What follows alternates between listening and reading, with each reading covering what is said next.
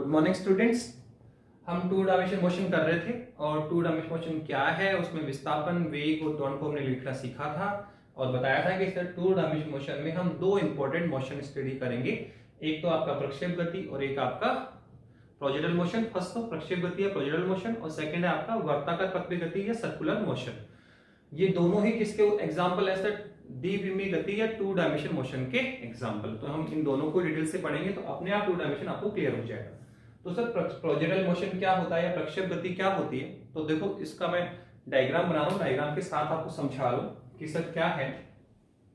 Sir अगर हम प्रक्षेप गति की बात करें तो सर ये इस तरह से मान लीजिए, ठीक है, ये आपका एक्स डायरेक्शन है, ये आपका वाई डायरेक्शन है। अब हमें सर प्रक्षेप मोशन करनी है तो यहां उसने क्या बोला कि सर हमें किसी पार्टिकल को, किसी भी वस्तु को या किसी भी कण को सर हमें फेंकना है। क्या करना है सर? हमें इस तरह से फेंकना है। देखो क्या करना है सर, ये है आपका, तो ये एक्स और ये वाई है। तो सर हमें क्षैतिज से, ये आपका क्षैतिज है, अगर हम किसी वस्तु या कण को क्षैतिज से थीटा कोण बनाते हुए यू वेग के साथ प्रोजेक्ट करें, फेंक दे, इस दिशा में फेंको आप, इस दिशा में फेंको, तो कैसे मोशन होगी, किस तरह की मोशन होगी, क्या देखते हैं हम लोग? क्या ये इसी पथ पे चलता जाता है? आप देखो, क्या यहाँ पार्टिकल क्या इसी पथ पे चलता जाएगा? आप देखिए, क्या ऐसे सीधा जाता जाएगा या कुछ और होगा? सर सीधा तो नहीं जाएगा। क्या होगा सर? सर जैसे हम इसको फेंकेंगे तो सर बिल्कुल स्ट्रेट तो नहीं जा सकता। क्यों? क्योंकि सर नीचे की ओर क्या लग रहा है सर? ग्रेविटेशन फोर्स लग रहा है सर। नीचे की ओर क्या लग रहा है? गुरुत्वाकर्षण बल। हम जानते हैं हमारी पृथ्वी प्रत्येक वस्तु को अपनी ओर क्या करती है? खींचती है। पृथ्वी क्या करती है सर? प्रत्येक वस्तु को अपनी ओर क्या करती है? खींचती है सर। तो जब ये वस्तु को अपनी ओर खींचेगी तो क्या होगा सर? ये पथ जो सीधा जा रहा है सर, नीचे की तरफ फोर्स फील करेगा तो सर वो अपने पथ से क्या होगा? विचलित होगा। अपने पथ से क्या होगा? विचलित होगा और सर धीरे धीरे ऐसे मूव करेगा, यूं करते करते ऐसे मूव करता ऐसे जाएगा और फिर ऐसे नीचे की ओर आ जाएगा। इस तरह का मोशन होगा सर। ऐसे बिल्कुल स्ट्रेट तो नहीं जाएगा सर, जा ही नहीं सकता सर। क्यों? क्योंकि जैसे हम इसको फ्री करेंगे, जैसे हम फेंकेंगे और हमारे हाथ से छूटकर हवा में जाएगा तो पृथ्वी इसको क्या करेगी सर? गुरुत्वाकर्षण बल लगाएगी। पृथ्वी इसको गुरुत्वाकर्षण बल लगाएगी, अपनी ओर खींचेगी और जैसे ही पृथ्वी इसको अपनी ओर खींचती है तो सर क्या होगा सर? इसके पथ में विचलन होगा। इसके पथ में क्या होगा? विचलन होगा। ठीक है, अब इसके पथ में विचलन होगा तो धीरे धीरे इसका पथ घूमेगा और इस तरह मैक्सिमम हाइट को गेन करेगा और वापस नीचे की ओर लौट आएगा। तो ये जो मोशन हो रही है इसी को हम बोलते हैं प्रोजेक्टाइल मोशन, प्रक्षेप गति। ये आपका एक प्रक्षेप पथ है। इसका पथ कैसा है? प्रक्षेप नुमा, पैराबोलिक है, परवलय आकृति में इसका मोशन होगा। तो सर ये वस्तु या पार्टिकल ये जो गति है सर वही कहलाती है प्रक्षेप गति। इसमें जो वस्तु या कण की गति का पथ है वो तो क्या कहलाता है? प्रक्षेप। वो तो क्या कहलाता है? प्रक्षेप कहलाता है। और वस्तु या कण की ये जो गति है सर वो क्या कहलाती है? प्रक्षेप गति कहलाती है। क्या कहलाती है? प्रक्षेप गति कहलाती है। तो बहुत सिंपल सी डेफिनेशन है कि यदि हम किसी वस्तु या कण को क्षैतिज से थीटा कोण बनाते हुए, ऐसे नहीं आप सीधे से हम जीरो एंगल फेंकोगे तो प्रोजेक्टाइल मोशन नहीं होगा। अगर आप देखो सीधे ही फेंक दो तो वो स्ट्रेट लाइन मोशन करेगी, आप 90 डिग्री फेंक दो तो स्ट्रेट लाइन मोशन करेगी। तो एंगल जो थीटा है वो आपका 0 से बड़ा होना चाहिए और 90 से छोटा होना चाहिए। 0 डिग्री फेंकोगे स्ट्रेट लाइन मोशन, 90 पे भी स्ट्रेट लाइन मोशन। ठीक है, 0 से 90 के बीच आपको ड्रॉ करना है। तो अगर हम ऐसा फेंकते हैं तो ये पार्टिकल इस तरह से घूमता हुआ मैक्सिमम हाइट पे जाएगा और फिर नीचे की ओर ड्रैग करेगा। तो ये जो गति का पथ हुआ वो तो कहलाता है प्रक्षेप, और वस्तु या कण की ये जो गति है वो कहलाती है प्रक्षेप गति, प्रोजेक्टाइल मोशन। ठीक है, तो आई थिंक क्लियर होगा। क्या कहा सर? किसी वस्तु या कण को यदि क्षैतिज से थीटा कोण बनाते हुए किसी यू वेग के साथ, किसी वेग के साथ फेंका जाए तो वस्तु या कण की गति का जो पथ है वो तो क्या कहलाता है? प्रक्षेप कहलाता है। उसको तो हम प्रक्षेप बोलते हैं। और वस्तु या कण की ये जो गति है सर वो क्या कहलाती है? प्रक्षेप गति कहलाती है। तो आई थिंक प्रक्षेप गति या प्रोजेक्टाइल मोशन की डेफिनेशन तो आपको क्लियर हुई कि प्रोजेक्टाइल मोशन क्या है, प्रक्षेप गति क्या है। तो बहुत सिंपल है, किसी वस्तु या कण को क्षैतिज से थीटा कोण पर किसी वेग के साथ फेंका जाए तो वस्तु या कण की गति का जो पथ है सर उसे हम वो तो प्रक्षेप कहलाता है, तथा वस्तु या कण की यह गति क्या कहलाती है सर? प्रक्षेप गति कहलाती है। क्या कहलाती है सर? प्रक्षेप गति कहलाती है। ओके, अब हम इस प्रोजेक्टाइल मोशन में इस प्रक्षेप गति में क्या निकालेंगे सर? विस्थापन निकालेंगे, ठीक है, और इसमें इस प्रक्षेप का समीकरण भी निकालेंगे। दूसरा, अधिकतम हाइट, कितनी अधिकतम हाइट गई वो भी निकालेंगे। इस अधिकतम हाइट को प्राप्त करने में कितना समय लगा वो भी निकालेंगे। कितने समय तक ये हवा में रहा, उड़ान काल भी निकालेंगे। ठीक है, काफी सारे आर्टिकल होंगे, तो हम इस प्रक्षेप गति को आगे बढ़ाएंगे। तो फिलहाल डेफिनेशन क्लियर है, किसी वस्तु या कण को क्षैतिज से थीटा कोण बनाते हुए हम किसी वेग के साथ फेंका जाए तो वस्तु या कण की गति का जो पथ है वो प्रक्षेप कहलाता है, तथा वस्तु या कण की ये जो गति है सर वो प्रक्षेप गति कहलाती है। ठीक है, तो देखो अब हम फेज डायग्राम बना रहे हैं कि सर ये हमारा एक्स-वाई कोऑर्डिनेट है और सर हमने इस डायरेक्शन में पार्टिकल को फेंक दिया। ठीक है, पर क्या ये इस दिशा में गति करेगा? क्या ये इस दिशा में इस तरह से गति करेगा? माना यू वेग के साथ प्रोजेक्ट कर दिया, यू वेग के साथ आपने फेंका, पर क्या इधर ही गति करता रहेगा? किसी कोण थीटा पे फेंका सर हमने, पर क्या इसी दिशा में गति करेगा क्या? नहीं सर, ये किस तरह से मोशन करेगा सर? ये इस तरह से मोशन करेगा सर, यू करके यू करके यू करके और यू आ जाएगा। आप देखिए ऐसे मोशन होगी इसकी। तो ये जो मोशन है इसी को बोलते हैं प्रक्षेप मोशन या प्रक्षेप गति। अब इस प्रक्षेप मोशन में हमें क्या निकालना है? सबसे पहले तो हम ये प्रूव करेंगे कि सर यहाँ ये जो प्रक्षेप है आपका, इस प्रक्षेप मोशन में पहले हम विस्थापन निकालेंगे कि x दिशा का विस्थापन क्या होगा, y दिशा का विस्थापन क्या होगा। ठीक है, और जो विस्थापन निकालने के बाद हम x y में संबंध निकाल देंगे तो हमें इस जो प्रक्षेप मिल रहा है सर उसकी प्रक्षेप की गति का समीकरण मिल जाएगा, प्रक्षेप समीकरण मिल जाएगा। तो सबसे पहला टॉपिक यही है कि सर इस प्रक्षेप गति के दौरान क्या निकालो? विस्थापन निकालो। क्या निकालो? विस्थापन निकालिए। ठीक है, तो देखो किस वेग के साथ फेंका? u वेग के साथ। कितने कोण पर है? थीटा कोण पर। ये कोण आपका ओरिजिनल, ठीक है, और ये है सर x डायरेक्शन और सर ये है आपकी y डायरेक्शन, ये कोण आपकी y डायरेक्शन। तो सबसे पहले तो हम यहाँ जो कंपोनेंट निकालेंगे या यहाँ जो निर्देशांक निकालेंगे, विस्थापन जो निकालेंगे, तो देखो इसको अलग अलग करना पड़ेगा। x दिशा का विस्थापन अलग से निकलेगा, y दिशा का विस्थापन अलग से निकालेंगे और फिर रिजल्टेंट विस्थापन निकालेंगे। क्या निकालेंगे? परिणामी विस्थापन भी निकाला जाएगा। कैसे सर बता दिया आपने। सर ये रहा विस्थापन, क्या होता है? xik प्लस yjk, ये होता है सर द्विविमीय गति में विस्थापन। ये होता है सर आपका द्विविमीय गति में विस्थापन होता है कि पहले आप x कंपोनेंट निकालिए, फिर y कंपोनेंट निकालिए और फिर लिखेंगे xik प्लस yjk, तो हमें क्या मिलेगा? द्विविमीय गति का परिणामी विस्थापन मिल जाएगा। ऐसे जब वेग निकालोगे तो सर वेग कितना आएगा? सर ये आएगा vxik प्लस vyjk, ये आ जाएगा सर। तो पहले x दिशा का वेग निकालना पड़ेगा, फिर y दिशा का वेग निकालना पड़ेगा और फिर यहां लाके रखेंगे तो परिणामी वेग आ जाएगा। ऐसे ही कोण भी निकाला जा सकता है। तो इन्हीं की हम बात करना चाहते हैं कि जो प्रक्षेप गति है, जो हमने प्रक्षेप गति निकाली, तो उस प्रक्षेप गति में पहले विस्थापन निकालेंगे, फिर वेग निकालेंगे, फिर त्वरण भी निकालेंगे। तो 3 टॉपिक है हमारे पास, वेरी वेरी मोस्ट। ठीक है, ये काफी बड़े क्वेश्चन के रूप में आता है। तो देखो अगर हम पहले विस्थापन की बात करना चाह रहे हैं तो विस्थापन क्या होता है सर? xik plus yjk। तो पहले x दिशा का विस्थापन निकालना पड़ेगा, फिर y दिशा का विस्थापन निकालना पड़ेगा और फिर यहाँ लाके लिखेंगे तो परिणामी विस्थापन आ जाएगा। ठीक है, तो सर यहाँ विस्थापन निकालने के लिए पहले आप सबसे पहले क्या करेंगे सर? सबसे पहले इस u के कंपोनेंट ले लीजिए सर। ये u वेग तो सर हमने इस थीटा इस दिशा में दिया, पार्टिकल इस वेग के साथ जा रहा है, इस दिशा में जा रहा है u वेग के साथ, पर सर इस समय इस वस्तु का x दिशा में वेग कितना होगा सर? y दिशा में वेग कितना होगा? सपोज करो किसी समय पार्टिकल यहाँ पर है सर, ठीक है, ये यहाँ पर है, बिंदु P पर आ गया, तो सर यहाँ पे जो उसके कोऑर्डिनेट है वो कौन होंगे? x और y। यहाँ कोऑर्डिनेट क्या होंगे? x और y। तो इस पोजीशन किसी समय t पर माना ओरिजिन यहाँ पे इसको फेंक दिया तो ये ऊपर गया, तो माना t टाइम पश्चात, कितने टाइम पश्चात? t टाइम पश्चात वस्तु कहाँ पे आ गई? बिंदु P पर आ गई, जहां से कोऑर्डिनेट कौन है? x और y। तो मुझे इस x और y की वैल्यू ही निकालनी। सर कैसे निकालेंगे? तो आप देखो इससे आप लंब ट्रेस करें सामने इधर, अगर आप लंब ट्रेस करेंगे तो आप देखो ये तो कौन होगा? x, ये है x दिशा का विस्थापन, और सर अगर मैं इसको इधर लंब ट्रेस कर दूं तो सर ये होगा y दिशा का विस्थापन। तो ये हमें निकालना पड़ेगा कि x डिस्प्लेसमेंट कितना होगा, y डिस्प्लेसमेंट कितना होगा। ठीक है, किसी t टाइम के पश्चात किसी बिंदु P पर वस्तु के विस्थापन, x दिशा में विस्थापन x और y को हमें कैलकुलेट करना होगा। ठीक है, तो कैसे निकालेंगे सर? किस तरह से निकालें? तो देखो इसके लिए हमें पहले इस वेग u के कंपोनेंट लेने होंगे। ये जो आपका वेग u है, ये जो आपका वेग इस तरह था आपका, ठीक है, ऐसे u वेग जा रहा है, ऐसे मोशन हुआ, तो सर ये थीटा वो u वेग है सर। तो सर हमें x दिशा में वेग कितना होगा, y दिशा में वेग कितना होगा, कैसे निकालें? तो देखो इस u के कंपोनेंट लेने पड़ेंगे, u के हमें घटक लेने होंगे, और हम बताते हैं सर दो घटक आते हैं, तो आएगा u cos थीटा, एक आएगा u sin थीटा, ठीक है। कंपोनेंट आपको लेना आना चाहिए, कंपोनेंट आपको लेना आना चाहिए कि एक तो cos कंपोनेंट आता है और एक sin कंपोनेंट आता है, ठीक है।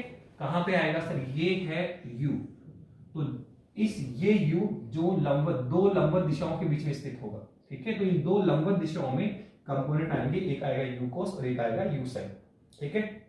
अब ये तो पता है सर, एक cos आता है एक sin आता है, पर इंपॉर्टेंट है सर कहां पे cos आएगा और कहां पे sin आएगा, कहां पे cos आएगा और कहां पे sin आएगा सर, ये दे बताइए आप। तो देखो कहां पे cos आएगा कहां पे sin, ये कैसे निकालें सर?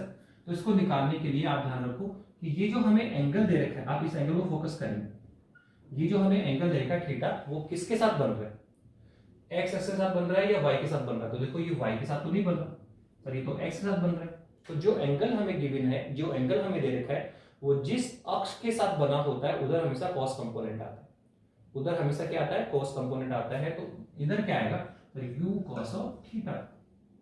तो सर ये u cos थीटा कौन है, तो ये u cos थीटा कौन है सर, ये है x दिशा में वेग का मान ux, ठीक है।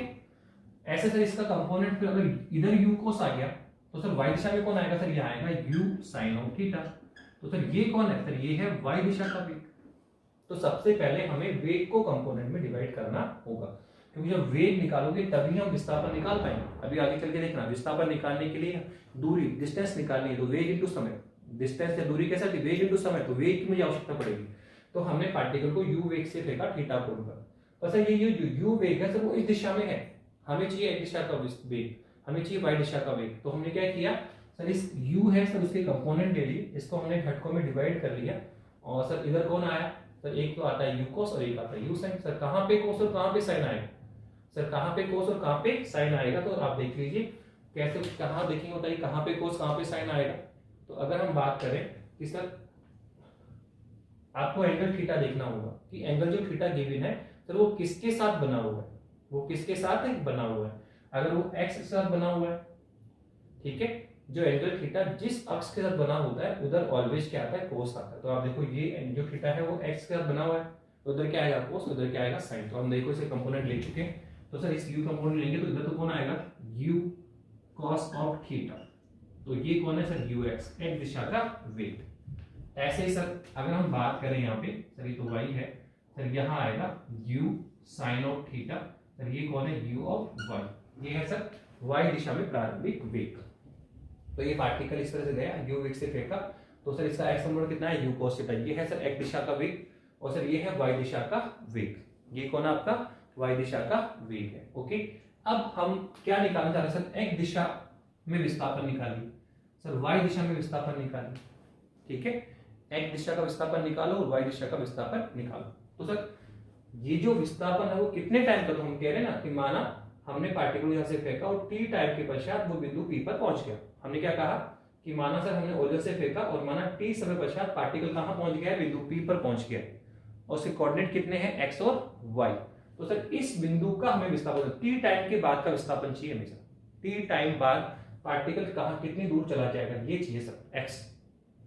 तो सर कैसे निकाले सर, तो देखो सर हाँ, बताया सर आपने ये ना, दूरी बराबर क्या होता है सर, दूरी बराबर होता है वेग इनटू समय, वेग इनटू समय, ये फॉर्मूला हम यूज करें। दूरी जो हमने बताया सर, दूरी क्या होता है सर, वेग इनटू समय होता है सर, वेग इनटू समय से निकाल दो सर, वेग इनटू समय से आप निकाल लीजिए दूरी। तो सर यहां से निकालें, पर देखो ये जो फॉर्मूला है वो तभी अप्लाई होता है जब वेग में कोई परिवर्तन नहीं हो। ये जो है ना समान वेग से गति होनी चाहिए बेटा, अगर समान वेग से गति हो रही है तो हम दूरी वेग इनटू समय से निकाल लेंगे, पर अगर वेग में लगातार परिवर्तन हो रहा है तो फिर हम न्यूटन की गति का सेकंड समीकरण s बराबर ut प्लस हाफ at², इससे निकालेंगे सर, ठीक है। यहां से निकालना पड़ेगा आपको, विस्थापन निकालने के कई तरीके बेटा, ध्यान, दूरी वेग इनटू समय से निकाल सकते हो और ये न्यूटन का समीकरण भी लगा सकते हो, न्यूटन गति का द्वितीय समीकरण किया आपने। न्यूटन गति के 3 समीकरण है, v बराबर u प्लस at पहला सर, ये दूसरा, और थर्ड कौन है, v स्क्वायर बराबर u स्क्वायर प्लस 2as। ठीक है, तो सर ये कब लगाते हैं ये बता दिया आपको। अगर वेग समान है, समान वेग से गति हो रही है तो इसे निकाल लो, और वेग में परिवर्तन हो रहा है, प्रारंभिक वेग कितना है u है, बाद में कितना हो गया v, तो फिर हम इस समीकरण से निकालें। तो आप देखें तो सर यहाँ x दिशा की बात करें, y दिशा की बात करें, तो देखो y दिशा में जो विस्थापन है वो सर इस सूत्र से निकालना होगा, और सर x दिशा का विस्थापन हम इससे ही निकालेंगे। क्यों सर, y दिशा में ये और x दिशा में ये, क्यों, तो इन दोनों में अंतर ये है कि ये सूत्र कब लगता है जब वेग का मान समान हो, और इस सूत्र कब लगता है जब वेग में परिवर्तन हो रहा है। तो आप देखो y दिशा में यहाँ वेग में लगातार परिवर्तन होगा, y दिशा में यहाँ वेग में लगातार परिवर्तन होगा। कैसे सर, आप देखो हमने पार्टिकल को फेंका, तो सर y दिशा में वेग कितना दिया, u sin थीटा। ये u sin थीटा कौन है सर, y दिशा में प्रारंभिक वेग है sir. u sin theta actually में कौन है सर, y दिशा का प्रारंभिक वेग है सर। y दिशा में क्या है सर, ये प्रारंभिक वेग है सर। ठीक है, y दिशा में ये क्या है, प्रारंभिक वेग है। पर क्या जैसे ये इस वेग से ऊपर की ओर बढ़ेगा तो क्या ऑलवेज इसी वेग से ऊपर बढ़ता रहेगा, क्या इसका वेग समान रहेगा? तो आप देखो बिल्कुल भी ऐसा नहीं होता है। ठीक है, जैसे पार्टिकल ऊपर जा रहा है तो नीचे की ओर क्या लग रहा है, गुरुत्वाकर्षण बल। नीचे की ओर क्या लग रहा है, गुरुत्वाकर्षण बल। पृथ्वी इसको अपनी ओर खींचेगी, जिससे y दिशा का वेग जो पहले कितना था, u sin थीटा था सर, ये धीरे धीरे क्या होगा, कम होगा। धीरे धीरे क्या होगा, कम होगा।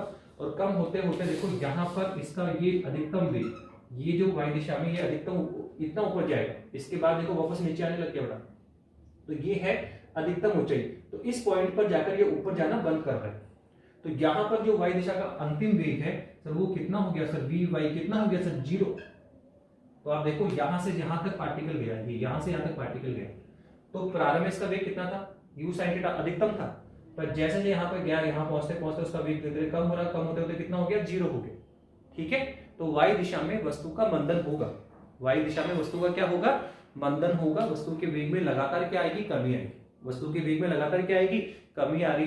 तो यहाँ हम ये फॉर्मूला यूज करें, s बराबर ut plus half at square. लेकिन सर क्या x दिशा में भी यही फॉर्मूला यूज करें? तो देखो x दिशा में हम बात करें तो x दिशा प्रारंभ वेग कितना है, u cos थीटा है। x दिशा का प्रारंभ वेग कितना है सर, u cos थीटा है। तो क्या सर इस वेग में परिवर्तन होगा क्या? तो आप देखो यहाँ वेग में परिवर्तन क्यों हुआ, u sin प्रारंभ था, फिर वेग धीरे धीरे कम हुआ, कम होते होते 0 हो गया। ठीक है, और फिर देखो वापस बढ़ेगा, बढ़कर यहाँ वापस अधिकतम हो जाएगा। ठीक है, तो आप देखो y दिशा में मंदन है, वेग में कमी आ रही, क्योंकि सर वस्तु ऊपर जा रही है, नीचे से कोई व्यक्ति खींच रहा है। कौन, हमारी पृथ्वी खींच रही है। पर क्या x दिशा में परिवर्तन होगा क्या? तो आप देखो x दिशा में कोई परिवर्तन नहीं होगा। x दिशा में वस्तु समान वेग से गति करेगी, u cos थीटा लगातार इसका यहाँ भी u cos रहेगा, यहाँ भी u cos रहेगा, यहाँ भी u cos रहेगा, यहाँ पर भी u cos रहेगा। इस x दिशा में जो वेग कंपोनेंट है सर उसमें कोई परिवर्तन नहीं हो, इसके वेग में कोई परिवर्तन नहीं आएगा सर। क्यों नहीं आएगा सर? क्योंकि इसको विस्थापन की विपरीत को खींचने वाला नहीं बेटा। विस्थापन x दिशा में तो क्या इसके विपरीत माइनस y x दिशा में कोई व्यक्ति इसको पकड़ के खींच रहा है क्या? तो आप बोलो सर विस्थापन के विपरीत कोई फोर्स अप्लाइड नहीं है, विस्थापन के विपरीत कोई फोर्स अप्लाइड नहीं है। इसलिए x दिशा में जो वेग कंपोनेंट है सर उसके मान में कोई परिवर्तन नहीं होगा। तो ऑलवेज सबसे इंपॉर्टेंट बात है मेरा कि x दिशा में वस्तु जो प्रोजेक्टाइल मोशन है या प्रक्षेप गति है सर उसमें जो वेग का x कंपोनेंट है या x दिशा में जो वेग है वो ऑलवेज क्या रहता है, समान रहता है। यहाँ निकालोगे तो भी u cos, यहाँ निकालोगे तो भी u cos, यहाँ निकालोगे तो भी u cos, और यहाँ निकालोगे तो भी u cos। x दिशा में जो वेग कंपोनेंट है उसमें कोई परिवर्तन नहीं होता है। x दिशा में वस्तु ऑलवेज समान वेग u cos थीटा से गति करती है, जबकि y दिशा में वेग लगातार कम होगा। पहले अधिकतम वेग कितना है, u sin थीटा है, धीरे धीरे इसका वेग कम होकर कितना हो जाएगा, 0 हो जाएगा। ठीक है, पर x दिशा में वेग में कोई परिवर्तन नहीं होता है, ध्यान रखना। तो हमें पता है कि सर x दिशा में समान वेग से गति हो रही है, इसलिए सूत्र लगा दो, दूरी बराबर क्या आएगा, वेग इनटू समय। तो x दिशा में कितना वेग था, ux या u cos थीटा। कितना टाइम लगा, t टाइम। तो x दिशा में विस्थापन तो सबसे पहले निकाल रहे हैं हम, x दिशा में विस्थापन करना ऐसे पड़ेगा, r बराबर क्या है, ये रहा x i के प्लस y j के। तो x कंपोनेंट निकालेंगे, फिर y कंपोनेंट निकालेंगे और यहाँ लाके रख देंगे, क्या आ जाएगा, dv में गति में विस्थापन, परिणाम विस्थापन आ जाएगा। तो पहले x कंपोनेंट निकालो, फिर y निकालो, फिर यहाँ लाके रख दो, r आ जाएगा। ठीक है, तो x दिशा में विस्थापन निकालेंगे, कितना आएगा सर, x दिशा में विस्थापन कितना है सर, x है। तो कितना आता है सर, वेग इनटू समय। तो वेग तो कितना है सर, ये रहा ux, और टाइम कितना लगा t, तो x बराबर कितना आ जाएगा सर, ये आएगा u cos t, और इनटू में कौन है टाइम t। तो ये तो सर हमने x दिशा में कंपोनेंट निकाल भी लिया, x दिशा में हमने विस्थापन निकाल लिया। x बराबर कितना है u cos थीटा इनटू में t। ओके, अब सर y दिशा का विस्थापन निकालो सर, तो y दिशा का विस्थापन निकालो, y दिशा में विस्थापन निकालो, ठीक है। अब हम y दिशा में विस्थापन निकालें, तो सर y दिशा में विस्थापन कैसे निकालें, किस तरह से निकालें बता दो दिया, विस्थापन यहां से निकालो या फिर यहां से निकालो। तो ये कब निकलेगा, जब समान वेग से गति हो। ये कब निकलेगा, न्यूटन की गति का समीकरण, कब जब वेग में परिवर्तन है। तो सेकंड समीकरण यूज करेंगे, s बराबर क्या होता है ut plus half at square. पर देखो एक तो विस्थापन किसमें है, ऐसे लिए क्या यूज करेंगे y, क्योंकि y दिशा में विस्थापन हो रहा है तो y यूज करेंगे। प्रारंभ वेग कितना है u थोड़ी कितना है, y दिशा में वेग कितना है uy, तो ये आएगा uy, और टाइम कितना लगा t प्लस हाफ। तो ये a कौन है सर, त्वरण। तो क्या बताओ यहाँ त्वरण a लग रहा है क्या, नहीं सर, वस्तु पार्टिकल किसमें चल रही है, हवा में चल रही है, किसमें चल रही है, हवा में चल रही है। तो a की जगह क्या होगा g, यहाँ पे गुरुत्वीय त्वरण लगेगा, पृथ्वी खींच रही है उसको, तो यहाँ a की जगह कौन आएगा, g आएगा, और ये कौन है t। तो ये आ गया आपका y कंपोनेंट, क्या है y बराबर कितना आया uy t plus half gt square. अब इस uy की वैल्यू पुट कर सकते हो, कितना है सर u sin थीटा, ठीक है। तो समीकरण तो u ही यूज करना है हमें, ये न्यूटन की गति का जितने समीकरण ही यूज करेंगे, लेकिन लिखते समय ध्यान रखें कि विस्थापन s लिखते हैं, पर यहाँ विस्थापन किस में आएगा y में, तो हम s को क्या लिखेंगे y। सर u कौन है, सर u है प्रारंभिक वेग, सर कौन से ध्यान तक वर्टिकल सर y दिशा में जा रहे हो, तो y दिशा प्रारंभिक कितना है सर u sin थीटा है, फिर धीरे धीरे क्या होगा, कम होगा, कम होते होते यहाँ कितना होगा 0 होगा, ठीक है। तो सर प्रारंभिक कितना आएगा सर, ये आएगा uy या u sin थीटा, और टाइम कितना लगेगा t plus half gt square. तो सर a को हमने g में कन्वर्ट किया, a को हमने किस में कन्वर्ट किया, g में, क्यों, क्योंकि सर यहाँ त्वरण कितना है g है सर, a क्या है g है, और साथ में आप देखो यहाँ पे माइनस यूज करना पड़ेगा। क्यों सर माइनस क्यों यूज करेंगे, क्योंकि देखो यहाँ बताया था यहाँ प्लस भी यूज करते हैं या माइनस भी यूज करते हैं, डिपेंड करता है कि त्वरण पॉजिटिव है या नेगेटिव है। अगर गति के दौरान वस्तु त्वरित अवस्था में लगातार वस्तु का वेग बढ़ रहा है तो वस्तु त्वरित होगी, और यहाँ क्या लेंगे पॉजिटिव, त्वरण क्या है पॉजिटिव धनात्मक त्वरण। लेकिन अगर गति के दौरान वस्तु मंदित अवस्था में लगातार वस्तु का वेग घट रहा है तो वस्तु मंदित अवस्था में होगी, त्वरण क्या होगा ऋणात्मक। तो बताओ यहाँ त्वरित है या मंदित अवस्था है, ये सारी चीजें हम पहले कर चुके बेटा न्यूटन के गति समीकरण में। त्वरित अवस्था, मंदित अवस्था, लगातार वस्तु का वेग बढ़ रहा है त्वरित, त्वरण पॉजिटिव लेंगे, लगातार वस्तु का वेग घट रहा है मंदित अवस्था, त्वरण नेगेटिव लेंगे। तो बताओ यहाँ त्वरित अवस्था की मंदित अवस्था है, तो आप देखो यहाँ वेग पहले कितना था u sin थीटा था, फिर धीरे धीरे इसका वेग क्या हो रहा है कम हो रहा है, कम होते होते कितना हो गया 0। तो लगातार वस्तु का वेग घट रहा है, तो ये कौन सी अवस्था है, मंदित अवस्था है। तो यहाँ कुछ होगा, एक तो विस्थापन s किसको जाएगा सर y को जाएगा, त्वरण a कैसे को जाएगा g को जाएगा, और त्वरण भी कैसा होगा नेगेटिव। तो ये दो इंपॉर्टेंट चीज है कि s को y और a को g, ठीक है। तो लिखेंगे किसे, y दिशा में विस्थापन न्यूटन की गति के द्वितीय समीकरण से। तो क्या आया बताइए, तो ये आ गया y बराबर, लिखिए s बराबर क्या होता है, देखो सर s बराबर होता है आपका ut plus half at square, यही समीकरण आपका, यही है आपका, ठीक है। अब आप कीजिए क्या करना पड़ेगा सर, विस्थापन किसमें, s किसमें आएगा y में, बराबर वेग प्रारंभ वेग, तो y का प्रारंभ वेग कितना है u sin थीटा, ये आएगा sir u sin of theta into में टाइम कितना है t, हो गया, प्लस प्लस आगे चलिए, ठीक है आगे चलिए बताइए। तो आप देखो क्या है सर, प्लस कितना है हाफ at स्क्वायर, तो a किसमें होगा g में, और साइन क्या आएगा माइनस, क्योंकि सर मंदित अवस्था है, तो क्या आएगा माइनस हाफ gt स्क्वायर। तो ये है समीकरण नंबर 2, ये है समीकरण नंबर 2 जो किसको प्रदर्शित करता है सर, ये y दिशा में विस्थापन को प्रदर्शित करता है, किसी टाइम t पर y दिशा का विस्थापन। तो देखो पहले हमने क्या निकाला x दिशा का विस्थापन, फिर हमने क्या निकाला y दिशा का विस्थापन। तो क्या x कंपोनेंट निकाल लिया, क्या हमने y कंपोनेंट निकाल लिया, तो अब हम परिणामी विस्थापन निकाल सकते हैं। क्या निकाल सकते हैं, परिणामी विस्थापन। तो देखो परिणामी विस्थापन कितना आएगा, परिणामी विस्थापन कैसे निकालेंगे सर, आपने बताया परिणामी विस्थापन कैसे निकालेंगे बताइए सर। परिणामी विस्थापन क्या होता है सर, ये होता है r इक्विवेलेंट क्या होता है x i के प्लस y j के, सर ये होता है परिणामी विस्थापन। क्या होता है सर ये परिणामी विस्थापन होता है, ठीक है। r बराबर क्या है x i के प्लस y j के। ये आपका परिणाम विस्थापन है। पर बताओ क्या समीकरण 1 से x कंपोनेंट हमारे पास में है? हाँ सर। समीकरण 2 में क्या y कंपोनेंट हमारे पास में है? हाँ सर।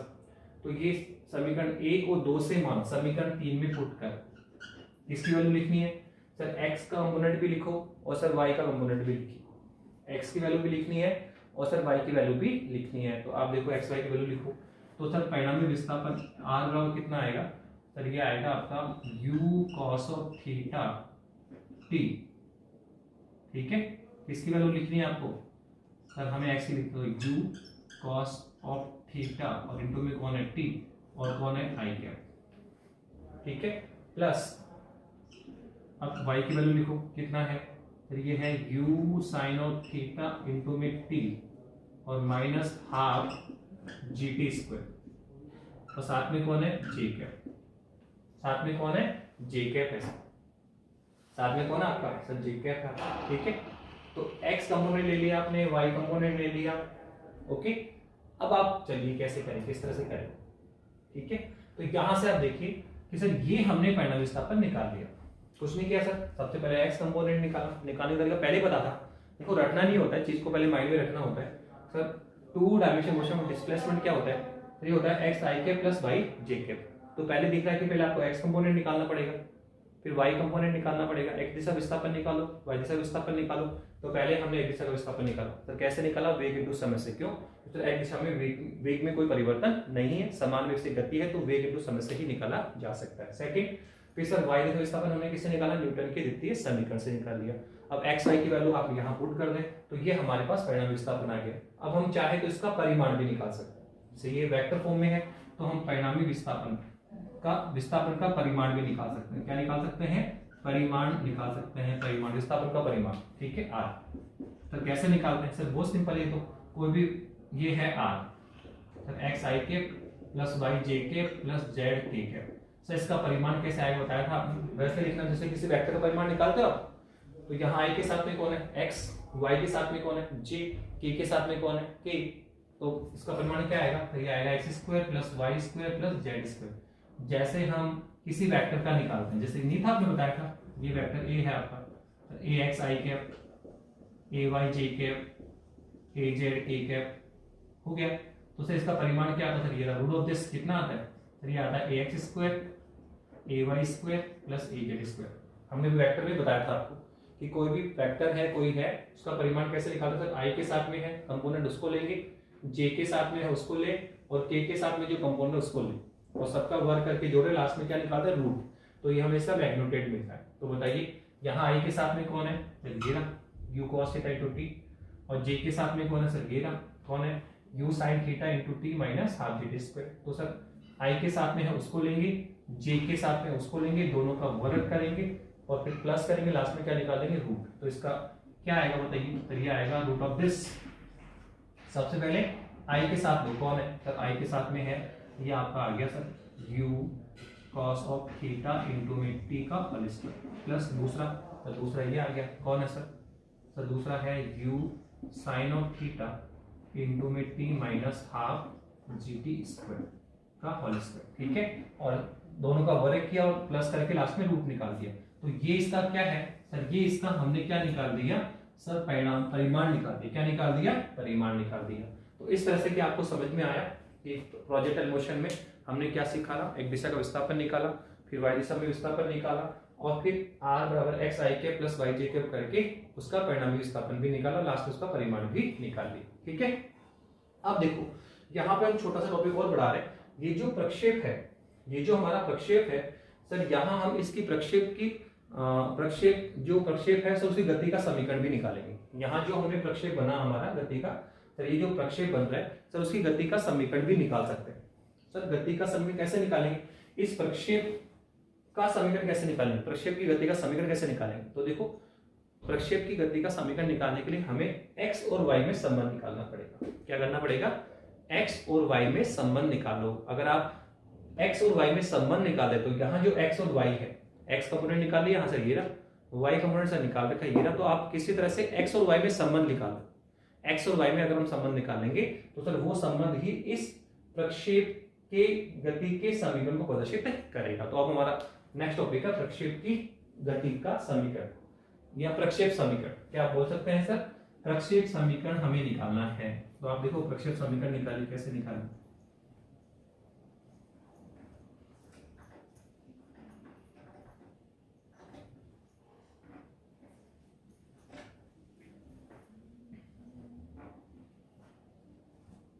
ना क्या निकाले जाते हैं सर? प्रक्षेप समीकरण।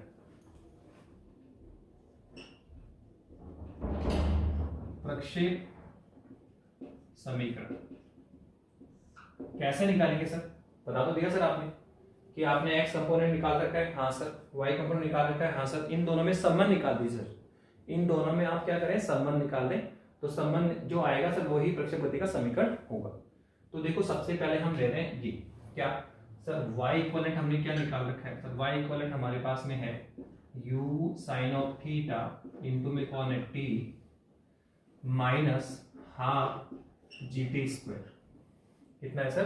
तो y कितना आ रहा है सर? y आ रहा है u sin theta into t और माइनस कितना है? Half gt square. कितना है sir? Half gt square. Okay ना अब सर, और हमारे पास में सर x कंपोनेंट कितना है सर? x कंपोनेंट ये रहा सर, तो ये है आपका u cos ऑफ थीटा और इनटू में कौन है? t। ये इक्वेशन 1 मान लीजिए, ये इक्वेशन 2 मान लीजिए। ओके तो आप देखिए हमें क्या करना है सर? हमें x y में रिलेशन बनाना है, x y में संबंध व्यक्त करना है। तो कैसे करें सर? यहां से टाइम t को देखो, आप क्या कर सकते हैं, यहां से टाइम t की वैल्यू निकाल, किसके टर्म में आएगा? x के टर्म में, और यहां लाके पुट कर। यहां से देखो यहां t के टर्म में आ रहा है और लाना किसमें सर? x के टर्म में। तो आप क्या करें सर? यहाँ t की वैल्यू निकालें यहाँ से और इसमें लाके पुट करें, तो वो हमारे पास x y में संबंध आ जाए। और जो x y में संबंध आएगा सर वही इसका क्या होगा? प्रक्षेप समीकरण हो जाए।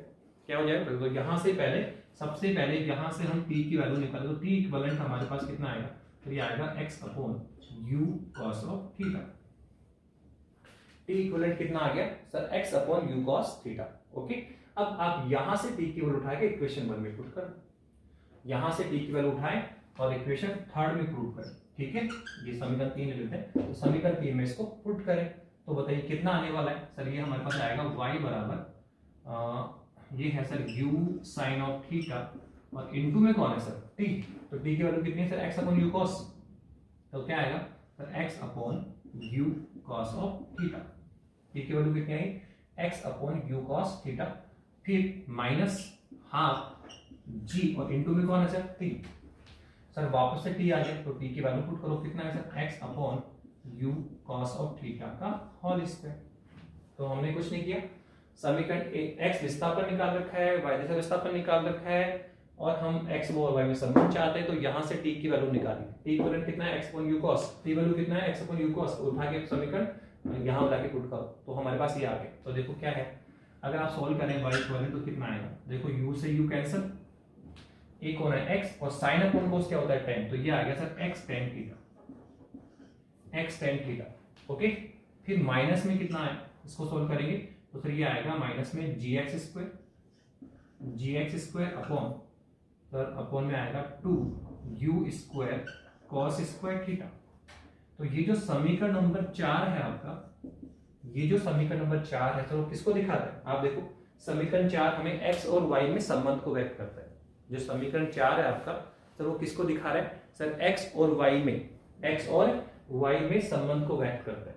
और हम पहले बता चुके हैं कि यहाँ दोनों को मिक्स करके x y में जो संबंध व्यक्त करने वाला समीकरण होगा सर वो इसके प्रक्षेप की गति का समीकरण व्यक्त करेगा या प्रक्षेप का समीकरण व्यक्त करेगा। ठीक है, तो समीकरण 4 क्या दिखाता है सर? प्रोजेक्टाइल मोशन में जो वस्तु या कण की गति का जो पथ है सर उसकी समीकरण को व्यक्त करता है, उसके समीकरण को व्यक्त करता है। और यदि हम इस समीकरण को स्टडी करें तो देखो y equivalent x tan theta minus gx square, तो ये x स्क्वायर टर्म में आ रहा है, तो ये पैराबोलिक समीकरण।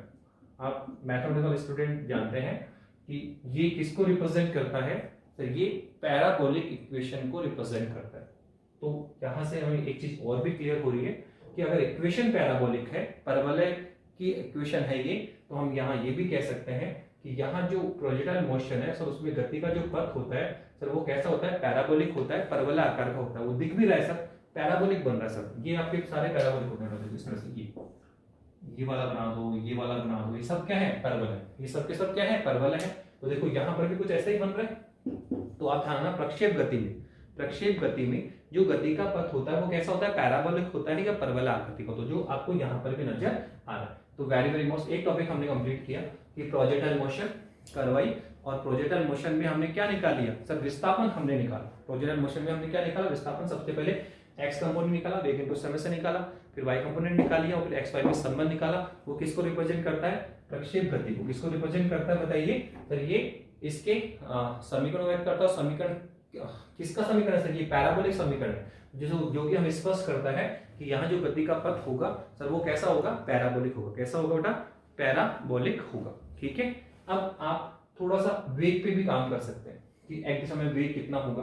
तो देखो वेग भी निकाल सकते हैं। यहाँ पे निकालिए वेग। आप क्या निकाल लिया अपन ने सर? विस्थापन पूरा निकाल लिया। अब क्या निकालना चाह रहे हैं? वेग। तो वेग निकालिए।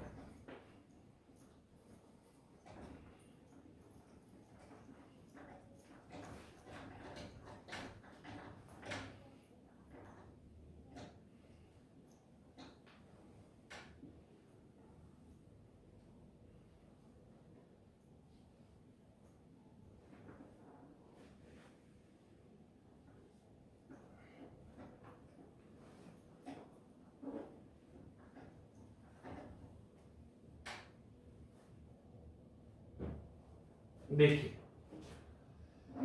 वापस से हम यहाँ पे वेग निकाला जाता है। तो वेग भी वैसे निकलेगा। v क्या होता है सर? ये होता है sir vx i cap plus vy j cap. Okay. तो सर अगर परिणामी वेग निकालना है तो पहले निकालो एक दिशा का वेग निकालो vx, फिर y दिशा का वेग निकलेगा vy, और दोनों को यहाँ लाके पुट करेंगे और क्या आ जाएगा? परिणामी वेग आ जाएगा। क्या आ जाएगा? परिणामी वेग आ जाएगा। तो जैसे हमने विस्थापन निकाला, पहले एक दिशा का विस्थापन निकाला, फिर y दिशा का विस्थापन निकाला, और फिर यहाँ लाके रख दिया xy निकाला। ऐसे ही यहाँ पे पहले क्या निकलेगा? एक दिशा का वेग vx निकालो, y दिशा का वेग vy निकालो, और फिर यहाँ लाके रख दो, परिणामी वेग आ जाएगा। तो सबसे पहले हम निकालना चाहते हैं x दिशा का वेग। x दिशा में वेग vx निकालिए। कितना आया? किसी समय t पर, देखो प्रारंभ में कितना था? u कोस। हम किसी समय t की बात कर रहे हैं कि माना t टाइम के पश्चात ये पार्टिकल बिंदु p पर पहुंच गया, तो यहाँ किसी समय t पर इसका विस्थापन x कंपोनेंट क्या होगा, y कंपोनेंट क्या होगा, वो हम निकाल चुके हैं। अब वो बात है कि इस बिंदु p पर बताइए, इस बिंदु p पर वेग कितना होगा? एक दिशा का वेग कितना होगा? लेट अस सपोज कितना है? vx है। ठीक है। और सर इस बिंदु p पर y दिशा का वेग कितना होगा? सर वो vy है। ये निकालना सर, ये बिंदु p है देखो। ठीक है। तो अब हमें निकालना क्या है सर? इस बिंदु P पर एक दिशा का वेग कितना होगा और बिंदु P पर y दिशा का वेग कितना होगा? सर ये है ना हमारे पास u cos थीटा और u sin थीटा। तो देखो ये u cos थीटा है एक दिशा का वेग, ये u sin थीटा है दिशा y दिशा का वेग, पर ये कौन सा है? प्रारंभिक वेग है बेटा। ये है ux की दिशा में। इस बिंदु पर जो वेग है ना, ये है आपका ux, ये है आपका uy। प्रारंभिक बिंदु पर वेग है ये। ux कौन है? एक दिशा का प्रारंभिक वेग, और uy कौन है? एक दिशा y दिशा का प्रारंभिक वेग। पर बाद में वेग देखो धीरे धीरे क्या होगा? कम, और कम होते होते यहाँ एंड में 0 हो जाएगा। तो इस बिंदु पर तो वेग uy थोड़ी रहेगा, कम हो जाएगा। और सर यहाँ पे निकालो आप। तो अब हमें निकालना इस बिंदु का वेग vx और vy। तो देखो पहली बात तो हम बात करें सर एक दिशा की बात हो, सर आप पहले हमें समझा चुके हैं कि सर एक दिशा में वेग में कोई परिवर्तन होगा ही नहीं। बता दिया कि सर वो यहाँ पर भी क्या रहेगा? u cos, यहाँ भी क्या रहेगा? u cos, और यहाँ पर भी क्या रहेगा? u cos। अगर आप यहाँ निकालोगे तो भी क्या रहेगा? u cos, और यहाँ भी क्या निकालोगे? u cos। तो एक दिशा में प्रक्षेप गति में एक दिशा के वेग में कोई परिवर्तन होता ही नहीं है। तो प्रारंभ वेग कितना है? u cos। तो यहाँ पर भी कितना होगा? u cos, और यहाँ पर भी कितना होगा? u cos, और यहाँ पर भी कितना होगा? u cos। तो हमें तो यहाँ निकालना है, तो कितना आएगा सर? ये लो निकाल भी लिया हमने। सर कितना आएगा सर? यहाँ पे आएगा vx कितना आएगा सर? ये आएगा vx, और कितना आएगा? u cos of theta. ये लो हमने एक दिशा का विस्थापन वेग तो निकाल भी लिया, एक दिशा का वेग निकाल लिया। अब सर क्या निकालना है? अब सर हमें निकालना है y दिशा का वेग। y दिशा में वेग निकालना है, vy हम निकालें। y दिशा का वेग निकालिए, y दिशा का वेग निकालो। तो देखो y दिशा का वेग कैसे निकालेंगे? ठीक है, y दिशा का वेग आप निकालते हो तो सर ये कहां से कैसे निकालेंगे? तो देखो इसके लिए न्यूटन के गति के समीकरण पर जाना पड़ेगा। सर कहां पे? सर यहां से आ सकते हो, v बराबर u प्लस 80, एक सर s बराबर u p plus half 80 square sir एक है वी स्क्वायर बराबर यू स्क्वायर प्लस 2as। तो सर कहां से निकाले, यहां से निकाले, यहां से निकाले, यहां से निकाले, कहां से निकाले, तो देखो अपन यहां से निकाल सकते हैं। क्यों? क्योंकि देखो प्रारंभिक पता है, हाँ सर, तो 1 कितना लगेगा सर पता है g, और टाइम भी, टाइम कितना है t, तो हमें टाइम की बात करें तो हम यहां से निकालेंगे, यहां हमें डिस्प्लेसमेंट की बात करनी पड़ेगी। यहां भी निकाल सकते हैं, इससे भी निकाल सकते हैं, पर यहां आपको विस्थापन लेना पड़ेगा। तो पहले हम इसी से काम कर लेंगे, क्योंकि हमें t टाइम के बाद का वेग चाहिए, कह रहा है ना, t टाइम के बाद बिंदु p पर आ गया, तो t टाइम के बाद वेग vx, तो सर वो तो वही रहेगा vy, ये रहेगा। सर आपने यहां तो y दिशा में ये समीकरण क्यों लगा रहे हैं? सर y दिशा में वेग लगातार क्या हो रहा है, परिवर्तित हो रहा है, और लगातार परिवर्तन तो पहले बार में कितना है u, और बाद में कितना हो गया v। तो जब वेग में परिवर्तन हो तो न्यूटन गति के समीकरण पे आना पड़ेगा। तो सर y दिशा का वेग लिखो, सर किससे निकालेंगे, न्यूटन गति के पहले समीकरण से। तो सर ये v कौन है, सर बिंदु p का वेग कितना है vy, तो ये सर vy हो गया।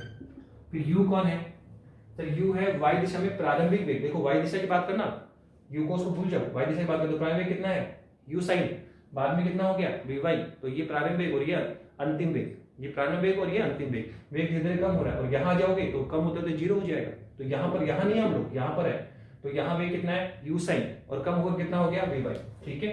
तो यहाँ vy और u कितना आएगा सर, ये आएगा u sin ऑफ थीटा, और प्लस कौन है सर, एक इसमें जाएगा g में, एक इसमें जाएगा g में, और ये कौन है टाइम t, ए टू कौन है सर, हवा में चलता तो ए जी में आएगा, और साथ में क्या आएगा माइनस, साथ में क्या आएगा माइनस, क्यों, क्योंकि सर ये मंदित अवस्था है, वस्तु क्या है सर मंदित अवस्था में, तो त्वरण क्या आएगा नेगेटिव आएगा, त्वरण क्या आएगा नेगेटिव। तो देखो ये है सर y दिशा का वेग, तो लिख लीजिए y दिशा में वेग कितना आएगा सर vy इक्विवेलेंट वेग क्या है vy, प्रारंभिक वेग कितना है u sin थीटा, तो u sin of theta minus क्या आएगा gt, माइनस क्या आएगा gt, समीकरण नंबर 2। तो ये लो हमने y दिशा का विस्थापन भी वेग निकाल लिया।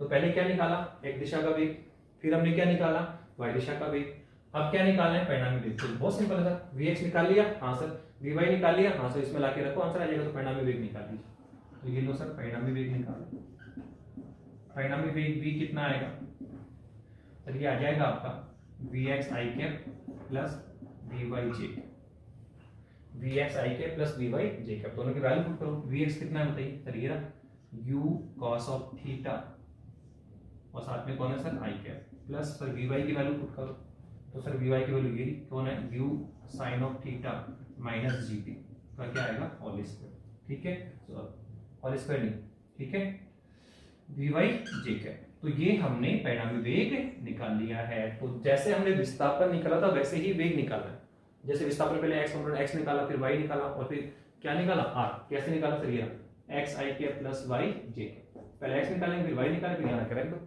ऐसे वेग में पहले vx निकाला, vy निकाला, फिर यहाँ रख दो। अब आप चाहो तो इसका परिमाण भी निकाल सकते हो, हम चाहे तो वेग का परिमाण भी निकाल सकते हैं। तो क्या लिखेंगे, वेग का परिमाण, वेग का परिमाण निकालिए। कैसे निकालते हैं सर, कुछ नहीं, i के साथ में है u cos थीटा उसको लेंगे, j के साथ में उसको लेंगे, और इनका वर्ग करेंगे, फिर दोनों को जोड़ेंगे, लास्ट में क्या निकाल देंगे रूट, परिमाण निकालना जानते हैं। तो सर वेग v इक्विवेलेंट क्या आएगा, रूट ऑफ दिस, पहले क्या आएगा, ये आएगा u cos ऑफ थीटा का होल स्क्वायर प्लस क्या आएगा u sin of theta minus gt का होल स्क्वायर। आप चाहो तो सॉल्व भी कर सकते हैं इसको, करिए कितना आने वाला है सर, देखो रूट, ये आएगा sir u square cos square theta plus ये कौन है x माइनस y का स्क्वायर, तो क्या आएगा x square plus y square minus 2xy। तो पहले आएगा देखो u square sin square theta plus क्या आएगा g square t square x square, और माइनस क्या आएगा 2xy, तो 2u gt, और साथ में क्या आएगा sin ऑफ थीटा। ओके, कुछ नहीं किया, ये तो हो ही गया, यूज ऑफ cos थीटा, ये कौन है x माइनस y का स्क्वायर, तो x square plus y square minus 2xy। Okay, अब देखो इसको सॉल्व करिए, तो v इक्वल कितना है, रूट ऑफ दिस, सर इसमें कौन है u स्क्वायर, इसमें कौन है u स्क्वायर, कॉमन निकालो, तो u स्क्वायर कॉमन निकालो तो क्या आएगा cos square plus sin square, u square common निकालो, तो अंदर क्या आएगा sir cos square theta plus sin square theta, plus कौन है सर, ये है gt, ठीक है, और तो सर ये आएगा g square t square minus 2u gt sin theta, but we know हम जानते हैं ये कितना होता है 1 होता है। तो परिणाम भी कितना आ गया सर, ये आ गया आपका u square plus g square t square minus 2u gt sin of theta. तो ये है परिणामी वेग। तो हमने आपको दो इंपॉर्टेंट चीजें निकालना बता दी बेटा, दो इंपॉर्टेंट बातें हमने बताई आपको कि प्रोजेक्टाइल मोशन है, जो वेग है, प्रक्षेप गति है, उस प्रक्षेप गति के दौरान हम विस्थापन कैसे निकालते हैं। पहले एक्स कॉम्पोनेंट निकाला, फिर वाई कॉम्पोनेंट निकाला और फिर आर निकाल लिया। फिर वेग निकालना भी सिखा दिया कि पहले एक दिशा में वेग निकालेंगे, फिर वाई दिशा में वेग निकालेंगे, ठीक है, और फिर परिणामी वेग हम निकालेंगे, ठीक है। ऐसे हम टू एंड भी निकालेंगे। नेक्स्ट आर्टिकल में क्या निकालेंगे, टू एंड निकालेंगे। और फिर इसमें कुछ डिटेल्स और पढ़ेंगे बेटा, अभी काफी टॉपिक बाकी बड़ा है ये। इसमें देखो ये अधिकतम ऊंचाई आ रहा है, तो इस अधिकतम ऊंचाई कितनी ऊंचाई तक जाएगा।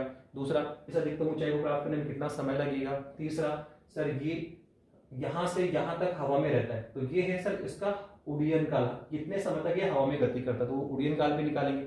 और सर यहाँ से यहाँ तक ये निकलती है एक दिशा में गति, क्षैतिज परास। तो 4 पॉइंट होंगे इसमें।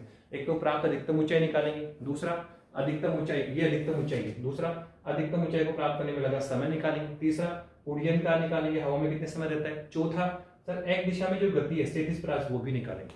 तो अभी इसको करेंगे, 4-5 लेसन इसमें लेक्चर्स में होंगे।